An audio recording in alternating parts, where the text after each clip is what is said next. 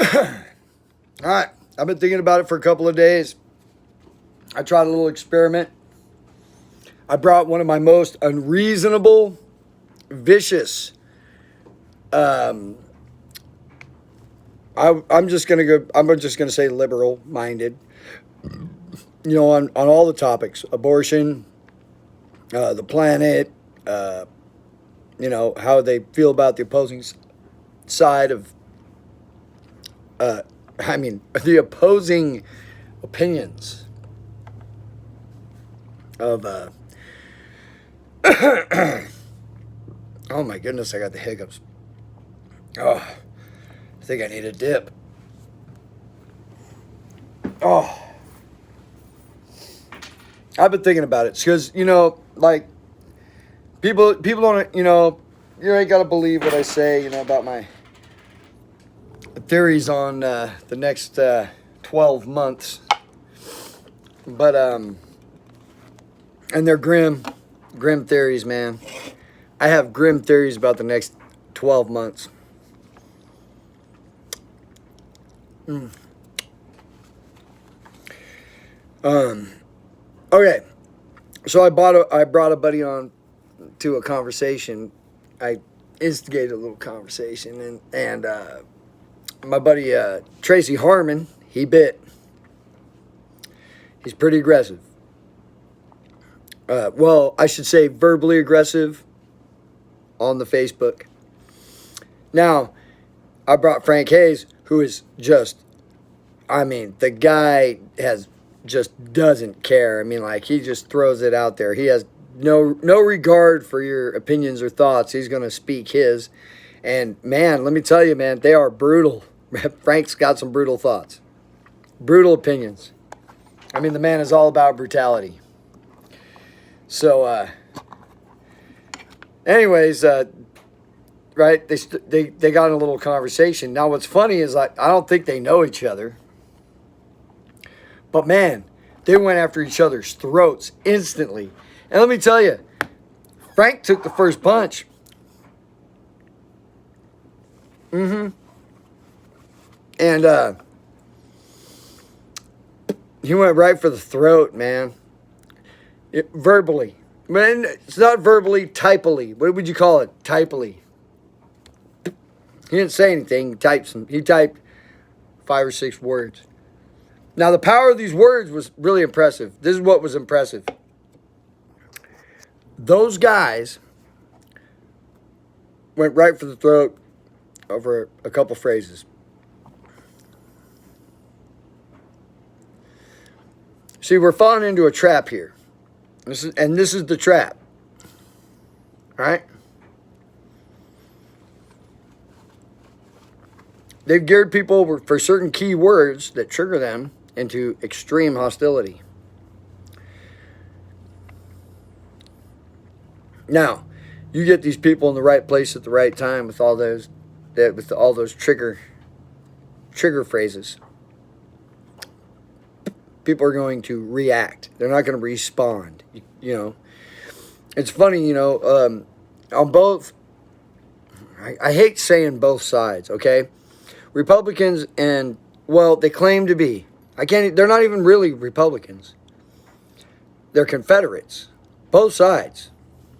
Okay? So we got left, we got right. All right. For the sake of fuck, I hate this. Fucking drives me insane. You know why? Because we're on a sphere. We're not, you guys act like flat earthers. Your thinking is two-dimensional. And the slogans, right, for the mind control people have really taken their toll on you. Excuse me, I need a drink.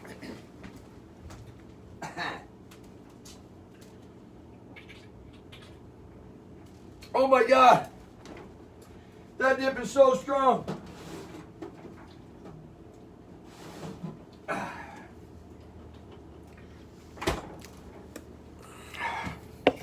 Since I know the government's doing this already, I know the government has been doing this for hundreds of years, right? Perfecting and enlarging on this great idea that they had to control people. And let me tell you, it's working. If you go on to Sensus Fidelium, I talk about Sensus Fidelium all the time. Sensus Fidelium, SENUS Fidelium, FIDEL, Fidel, IUM, Sensus Fidelium. They have a program. I don't think it's every week. I think it's every other week, or when these guys can get together. It's called The Rundown. Now, it's Catholic. These guys are all Catholics, okay? Which means that they have Orthodox educations and they're not stupid people. That's what it means to be Catholic. 100% of the time.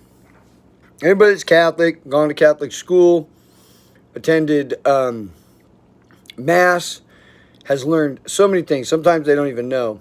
Sometimes Catholics are bad at arguing, but that's because we're generally peaceful people. Period. Even though Christianity is a fighting religion, and we do fight. We fight all the time. But we're generally peaceful, and we kind of stick to ourselves in general. I'm a weird Catholic, okay? I've done a lot of crazy things. And I shouldn't say that I'm abnormal in the Catholic Church, because the Catholic Church contains every kind of man, even the respectable one, G.K. Chesterton. So, anyways, I got these guys into this conversation. So we get this education, right? And we learn how to debate. We learn how to have a coherent defense for whatever situation we're in. We really got a really good education. I'd say it's a superior education. I got an education that I didn't even know I got. So it enables us to think. We're not free thinkers. We're not free thinkers because we examine things and we have boundaries. And I talk about these boundaries before. I learned them from G.K. Chesterton from a book called Orthodoxy. And it's one of the things that I remember because I was always real belligerent when people would use the word boundaries. Okay? And because I'm like, you ain't locking me in a prison. You ain't locking me up. But G.K. Chesterton put it this way. It's not like the gates of a prison or the fence of a prison or a wall of a prison. It's like a fence around a playground. It protects the children from the outside world. And they love to follow rules, and they follow rules in the playground. They make their own rules, like, don't step on the crack. So, and that's just naturally how man is. It's the natural moral law. Man is naturally like that. It's observable, right? It's observable through historical documents. It's observable, through historical documents about games, about societies, small villages. There's all kinds of stories about Christianity changing places and not having any need for even police because nobody was committing any crimes. Because that's the natural state of man. That's the natural man. That's natural man. People get this idea of this brutal caveman. There's no evidence for that. I learned that from The Everlasting Man, written by G.K. Chesterton. There's no evidence for man being a brutal caveman, okay? There's all kinds of evidence of wars and, all kinds of different situations like that. But man, there's a lot of evidence that man creates societies. And man naturally follows rules. Because, who likes to be stolen from? Nobody likes to be stolen from. And everybody dislikes thieves if they're not a thief. And thieves, we don't trust each other. I say that because I've been a thief. Not everybody's been a thief. There's so many good people out there. I know why I was a thief. I was a thief because I didn't have anything and I was suffering from avarice and envy. And I was bitter because life had kicked my ass at a young age. I mean, I grew up in a bad situation. So, things happened, right? Things that I regret. But what we're dealing with here is demons, okay? These guys are poisoning us. So Frank right, and Tracy, if they were having beers around a campfire, after a concert, smoking a J together, they would get along fabulously because they're both kind of rowdy guys. They're both, born free, ride free. They hate the man. They're free men, okay? And they have things in common. They have a lot of things in common, and they would enjoy each other's company. I know, even if they disagreed on a matter of politics, if they were standing face to face and they hadn't gotten in this fight already, I think Tracy would probably punch him in the mouth right now. But if they were standing face to face and they met, there would be no animosity, especially if they met in a regular social setting. But they've got us divided. They've got us wearing masks. They've got us locked down. They've got us separated. They've got us compartmentalized into these different subcategories and sub-subcategories. And everybody's so divided and isolated, right? You're isolated. They've isolated you to small little, not even personality traits, but sins, okay? So they've got you isolated in your vices, right? Which make you vicious. I just learned that today. I learned that from Father Ripperger today when I was listening to his spiritual warfare while I was at work driving in my truck. I also heard another thing that I thought was awesome. It was on the religious life that Steve had posted on Sensus Fidelium, and the guy was criticizing cell phones and our need to be on social media and our excuses for using it, and we can't tear our faces away from the little machine.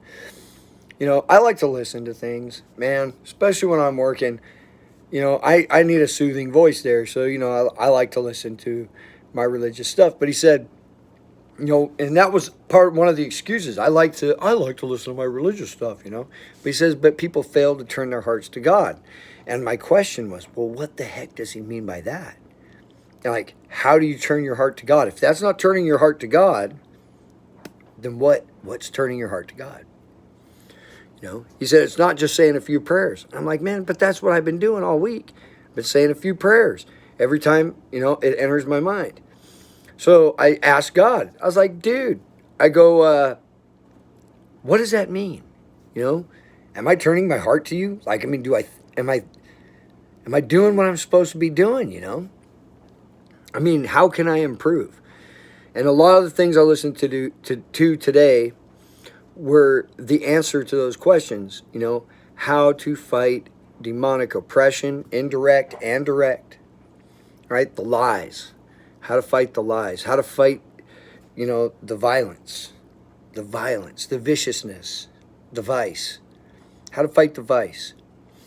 And a lot of it has to do with practicing virtue. I realize that, there are evil influences in my life, and they give me an opportunity to grow and perfect as best I can the virtues that combat the vice. What's awesome about the virtues, and I learned this from G.K. Chesterton. What's awesome about the virtues is they're a family. They have to be together. They can't survive alone.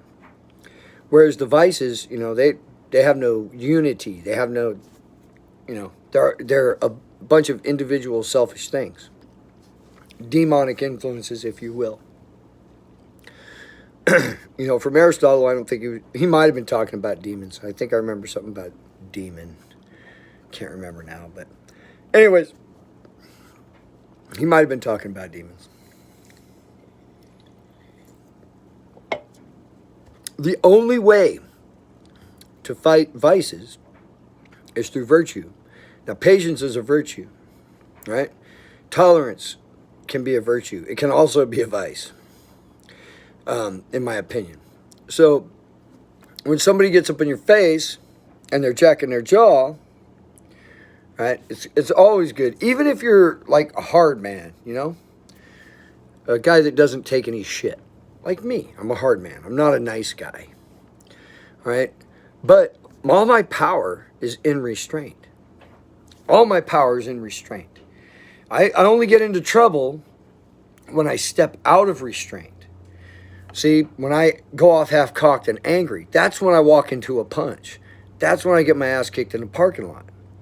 See, but when I wait for when the timing is right and it's truly necessary and there's no other option, when that injury comes at me, I can block it and it becomes non-injurious. Okay, already solved it. Something that was meant to be injurious is now not injurious. And if I'm calm and I'm cool and I'm collected, then I can respond with the appropriate amount of force.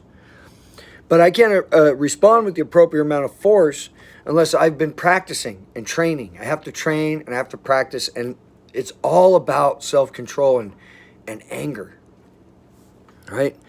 And what God gives us is grace. And, there are many graceful fighters. Many graceful fighters, okay? Like Conor McGregor's a graceful fighter. He's graceful. He's a beautiful man. I love to watch that dude move. And it doesn't bother me when he loses because I understand his philosophy on it. And when I tell people, Conor McGregor, he's probably the most humble man in sports, they laugh at me. They think that's weak. Yeah, he's not humble at all. He is humble, though, because you can't be that good without that discipline. And he never takes, well, maybe, I'm pretty sure that was a show with the bus and everything. Might have been a show. Anyways, Conor got his ass kicked. I'm pretty sure most of those fights are fixed anyways. But doesn't matter. Conor McGregor's a great fighter. And a good person. So, I think he's a good person. I mean, hopefully he doesn't get in trouble like Tiger Woods or something. I hope that he's a good person. I really do. I mean, I understand that, all good people fall, right? But I really like Conor McGregor. I don't know. That's all I can say is I really like his attitude. I like his determination. I like his self-discipline. I like his training.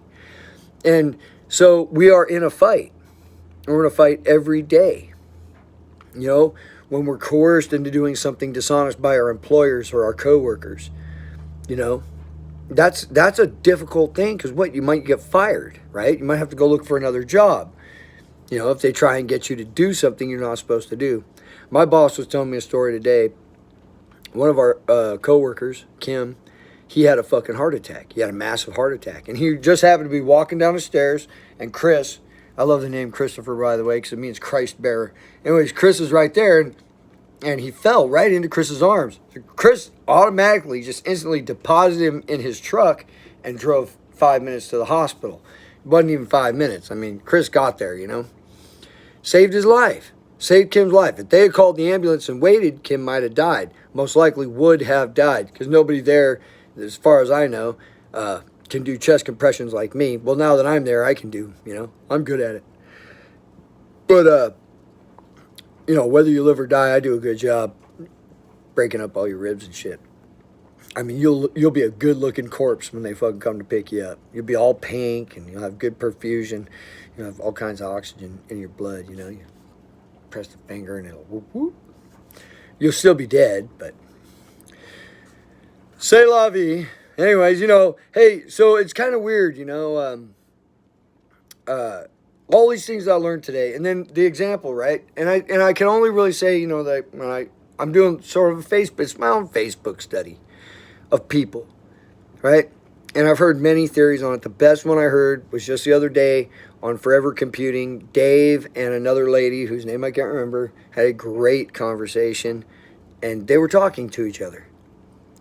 And they had a point that they were trying to make, and they did a very good job of it, and they offered helpful suggestions and places to look if you wanted to learn more about it. Not that you had to agree with them. Okay? So to be able to examine something, right? Examine a piece of evidence, one has to be calm. You have to be calm. You got to be calm. You got to be self-controlled, and you got to have some discipline. And we get in there, and we get in the ring with whatever wicked things coming at you, you want to be calm. Because things are seldom what they appear. Right? I got this from Alcoholics Anonymous. Outward appearances are not inward reality. And depending on the situation, people you think that would normally not mix end up being very close friends. You know, how many times have you gotten in a fight with a guy and ended up being his best friend after? You know, it brought you closer. You know, I mean, that happens, you know. So they're trying to destroy manhood, all right? They are giving us catchphrases, slogans to repeat, trigger slogans to trigger what they want you to have as an opponent. And they have slogans to trigger you. And you're separated. You don't get to interact. Okay, you can't see facial expressions, right? You can see some eyebrows, right? Can't really see any facial expressions. So, and it makes people harder to read. Like, I don't read people's faces as much as I read the whole person. You know what I mean? I really look at things peripherally. You know, I try to, you know, I'll look at the tapestry, right? Whoa, and then I'll focus in on little details, and then I might get in and look at the weave and see how good the weave is, you know, to see how it's going to hold up. I'm all about tapestries. I love tapestries. I love tapestries. I got that from Indiana Jones. So, with practice, anybody can learn anything. You might not ever be great at it, but you can learn more about it. You don't have to be an expert in everything, right? But you have to have excellence. Because I learned this from Father Ripperger today. If you don't have any excellence, then you're not respectable. You don't deserve any respect, right? You can respect excellence. You can respect somebody that works hard about something, gives something thought, and has maybe even some talent, and they put it together and they show it to you, and you're like, wow, you know, that's really amazing piece of work that you did, you creator, okay? So, anyways, I just thought it was fucking fascinating how they just went at each other. I mean, they instantly recognized each other for what they were with just a few words, okay?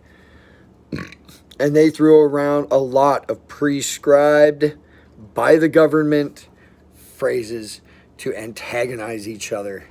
And you got to know that that was done to you deliberately. And it worked.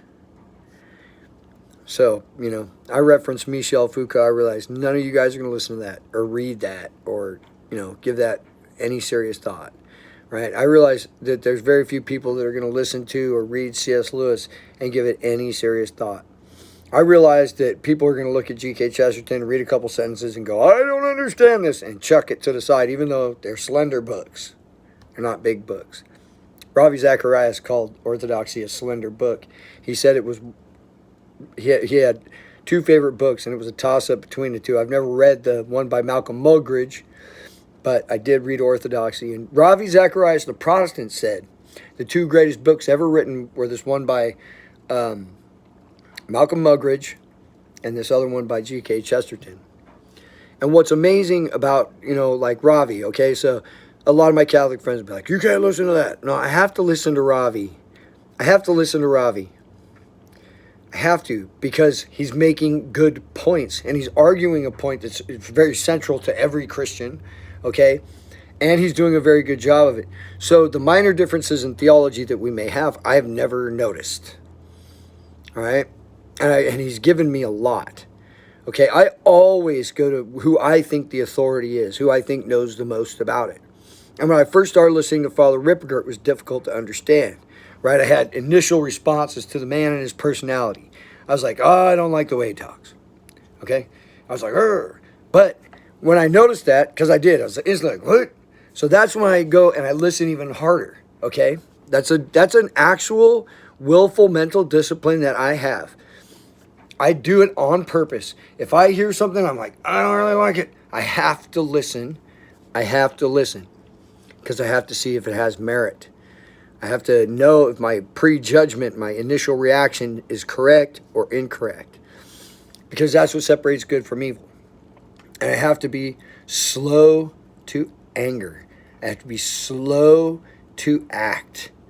Okay? Because my first impulse, right, is boom. Go after it. All right. But like I said, that's when I walk into punches. I learned that through experience. I learned that through failure. You know? I mean, this whole thing here is, because I had a hard time picking up my left. Boom, pick up your left. Boom, pick up your left. Boom, pick up your left. All right. You know how many times I got hit? A bunch, man. This whole side of my face is all jacked up. So, that's how I learned some things, I'm just like that. And but I know this about myself, right? Which helps me to temper it and correct it. And then I do have a temper. If it's tempered, it has to be tempered though. It has to be tempered and tried, and that means I have a temper. That means I have a temper to lose. See, if I'm just immediately right off the cut, right? I don't have a temper at all. I don't even have a temper to lose. There's no temper. Fire and ice, fire and oil, however you want to temper your steel, man, when you stick it in that forge, you want that blade, you don't want the blade to be brittle and break. You want it to be flexible, but you don't want it to bend. And you want it to hold an edge. Sometimes you want to have it hold a double edge.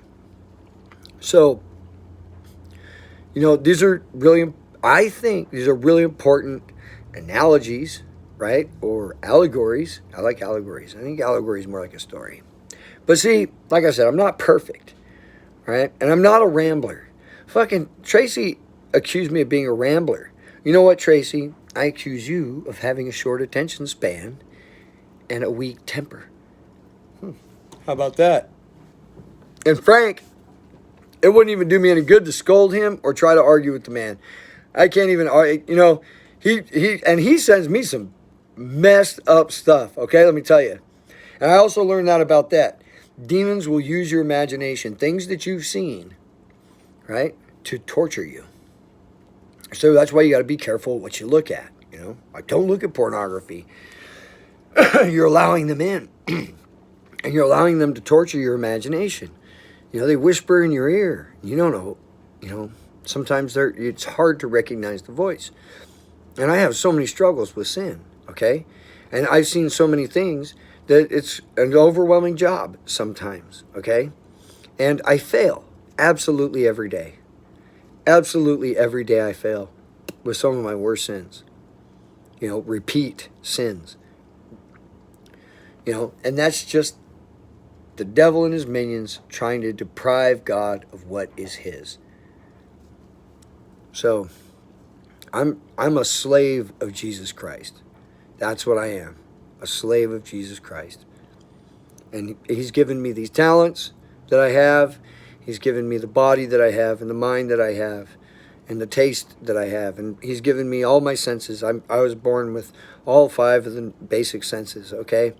And I have them. And they're pretty good. I got good reflex. I have good comprehension skills. I'm not great. I'm not the smartest guy in the fucking world. I'm just a guy. So 30 minutes is enough. Oh my God. But see, I can talk for 30 minutes about it. I can talk for 30 minutes about self-control and having a temper and practicing virtue to conquer vice. Christianity is a fighting religion, and that's how we fight. And that's probably not all of it, but I just want to put that out there. And, if Steve watches this, hopefully he's monitoring my progress some, because he's a mentor of mine. And Brownie O'Connell, he's a mentor of mine. I'll try and send it to him. They might not want to listen to it, and that's okay. I don't blame you guys. I love you, man. And I thank you for everything that you've given me. Without it asking. I didn't even ask you. And you just gave it to me. I stumbled upon it. Complete accident. On my pilgrimage. I call it my pilgrimage. And then, and also a hermitage, So I got kind of a pilgrimage and a hermitage going on right now. I'm very happy with it. I never thought I'd be happy this way, I learned today that poverty is a virtue. It's a Christian virtue, poverty. And I'm like, I was really upset about being broke. I was really upset. And, Father Ripper told me that demons will attack my life and my finances and my family. And that's exactly what has happened. And I didn't have the right defenses and I didn't do the right things. And even if I had, that's no guarantee that the people that I care about won't succumb to temptation. So, and we're all in this together, man. We have to look out for each other, especially Frank and Tracy. But shut the hell up. I'm not trying to make peace between you guys. I'm just trying to point out how fucking dumb both of you guys are.